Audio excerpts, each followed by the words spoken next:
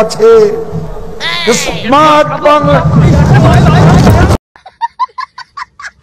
সরকার পতনের পর ওবায়দুল কাদের কি তবে বিদেশে পালায়নি? বর্তমানে একটা বিষয় বেশ আলোচিত হচ্ছে যে ওবায়দুল কাদের নাকি বাংলাদেশেই আছে। শুধু তাই নয়, সোশ্যাল মিডিয়ায় ওবায়দুল কাদেরের মৃত্যুর খবর প্রচার করে অনেকগুলো ছবি পোস্ট করা হচ্ছে। কেউ বলছেন চলে গেল ওবায়দুল কাদের, কেউ লিখছেন রিপ, আবার কেউ লিখছেন ইন্নালিল্লাহ। আর তার মৃত্যু নিয়ে করা এই পোস্টগুলো কিন্তু খুব দ্রুতই শেয়ার হয়ে যাচ্ছে।